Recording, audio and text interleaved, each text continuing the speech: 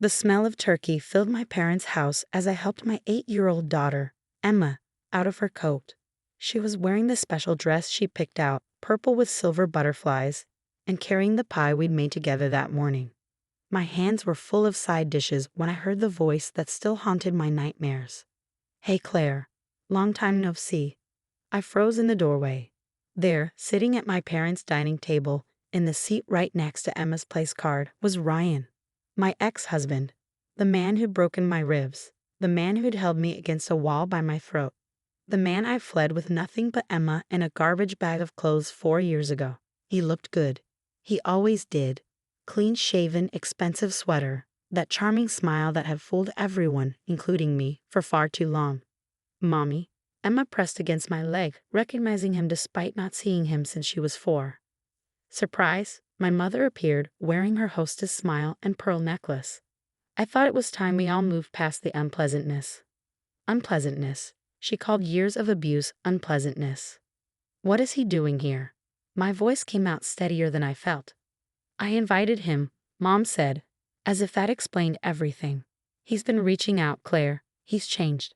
Being through therapy. He deserves a second chance." He deserves. I couldn't finish. My throat was closing. Dad walked in from the kitchen, carrying the carved turkey. "There she is. Claire, stop standing there looking dramatic. It's Thanksgiving. Time to forgive and forget." "Forgive and forget," Mom echoed, guiding Emma to her seat, right next to Ryan. "He's family now." "Well, he always was really. Just because you two couldn't make it work doesn't mean we should lose touch." Ryan smiled at Emma. "Hey, princess, you probably don't remember me. I'm your dad." Emma looked at me, confused and scared. She remembered enough. The yelling, the breaking things, the night we left. "You always were too sensitive," Dad added, setting down the turkey. "Making mountains out of molehills." Ryan explained everything. "You took some arguments and blew them out of proportion." Arguments? I touched my side where the ribs had healed wrong because I couldn't go to the hospital. He'd said I'd fallen down the stairs. My sister Janet was already there, along with her husband Tom and their 3 kids. She wouldn't meet my eyes. My brother Michael was pouring wine, deliberately looking anywhere but at me. "Sit," Mom commanded. "We're saying grace." I remained standing. "Emma, come here." "She's fine where she is," Ryan said, putting his hand on my daughter's chair. Not touching her, but blocking her exit. "We have a lot of catching up to do." That's when I saw it. His other hand, under the table, had a small recording device. He was recording this, planning to use it for something. Custody, maybe. Evidence of parental alienation if I made a scene. Fine, 2 could play that game. "You're right, Mom," I said suddenly, my voice calm. "We should all sit down." I took my seat across from Ryan, pulling my phone out and placing it screen down on the table. What no one knew was that I'd been recording since I walked in. Legal in our state. But more importantly, I prepared for something like this. 3 weeks ago, Ryan had started showing up places. The grocery store.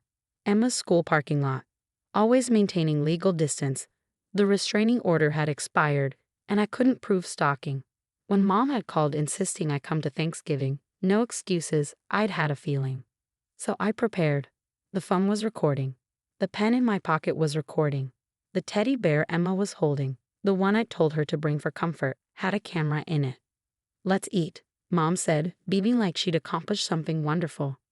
"So Ryan," I said, serving myself mashed potatoes, "Mom says you've been through therapy." "Extensive therapy," he nodded, putting on his best performance. "I've learned so much about myself. About my anger issues. I take full responsibility for my part in our problems." His part.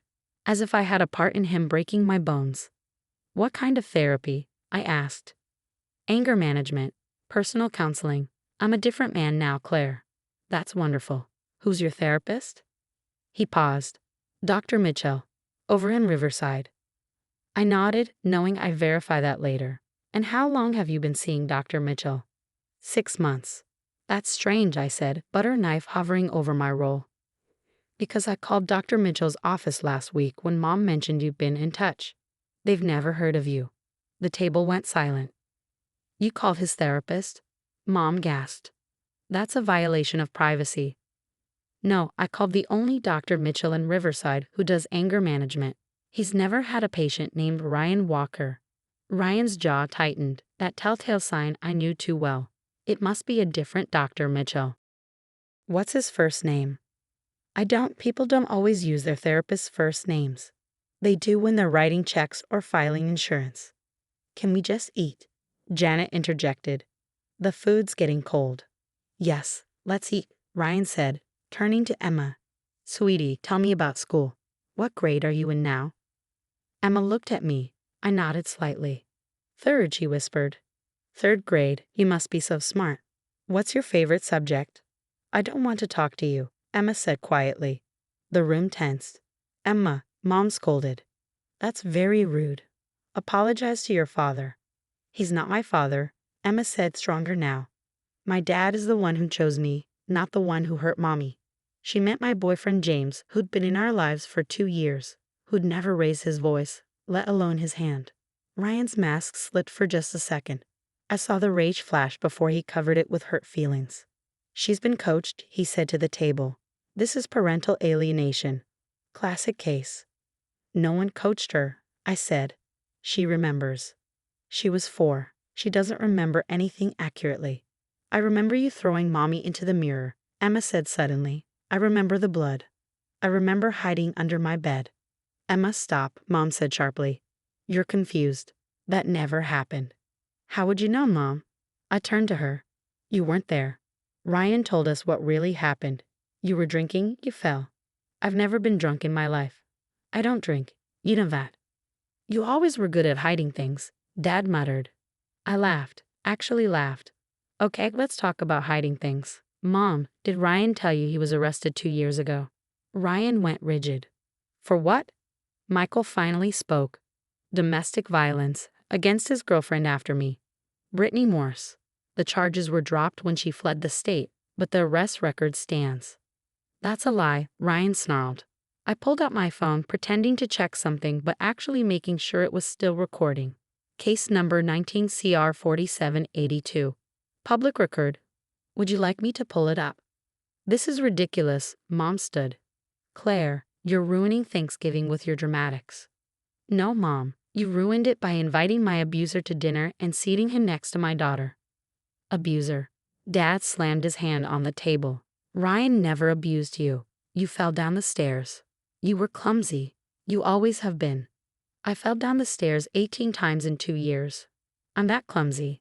You're mentally unstable, Ryan said calmly, his recording device still running.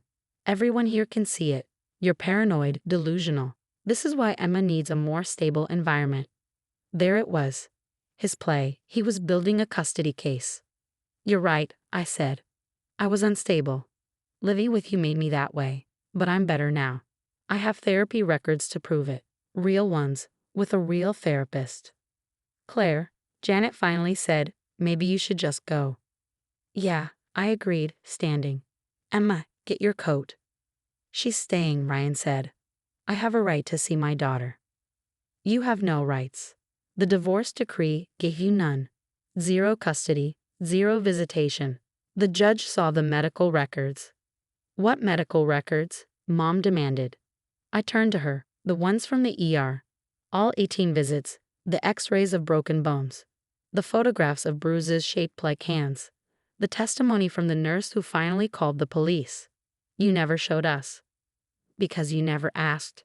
You took his word over mine, your own daughter.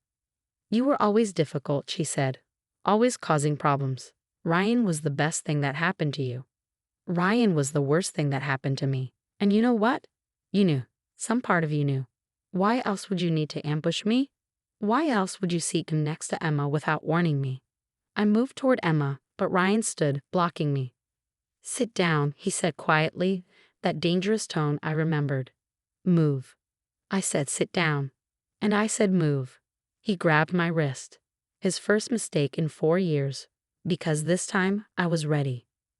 You're hurting me, I said loudly, clearly. Let go of my wrist. I'm barely touching you, he hissed. You're leaving bruises. Let go. He squeezed harder, his mask completely off now. You always were lying. Tom, Janet's husband, stood up. Hey man. Let her go. Mind your business, Ryan snarled. Let go of my wrist. I enunciated each word clearly for the recordings. He shoved me backward. I stumbled but didn't fall. Emma screamed. Michael finally moved, getting between us. Okay, that's enough. She's provoking me, Ryan shouted. You all saw it. She's trying to make me look bad. You're doing that yourself, Tom said, moving to stand by Michael. Ryan turned to my parents. You said you'd help me. You said you'd testify that she's unstable. The room went silent. You? What? I looked at my parents. Mom lifted her chin. He deserves to know his daughter. You were going to testify against me in a custody hearing? If necessary, Dad said. A girl needs her father. A girl needs safety. You've poisoned her against me. Ryan roared, lunging toward me again. This time Michael caught him, shoving him back. Touch my sister again and I'll drop you. Your sister is lying. The front door opened. James walked in with 2 police officers. I smiled. Did I mention I texted James when I saw Ryan's car in the driveway? Asked him to wait outside and call 911 if things went bad. The officers surveyed the scene, Ryan being held back by Michael and Tom, me rubbing my wrists, Emma crying. Ma'am, are you okay? One officer asked me. He grabbed me, shoved me, in violation of an expired restraining order that I'll be renewing tomorrow. That's assault, the officer said to Ryan. Sir, please turn around. This is insane, Ryan shouted. I didn't do anything. They're lying. Sir, turn around or we'll add resisting arrest. As they cuffed him, Ryan looked at my parents. You promised. You said you'd get me my family back. Your family? I pulled out my phone, stopping the recording and starting playback. The entire conversation crystal clear. Ryan admitting he lied about therapy. My parents admitting they planned to testify against me. Ryan grabbing me after I told him to stop. I have video too, I added, pointing to Emma's teddy bear camera. And audio from another device. 3 angles of you assaulting me in front of witnesses. The officers took Ryan away, but not before he screamed, "This isn't over." Yes, I said. It is. The house was quiet after the police left. My family stood frozen, processing what had just happened. You recorded us? Mom whispered.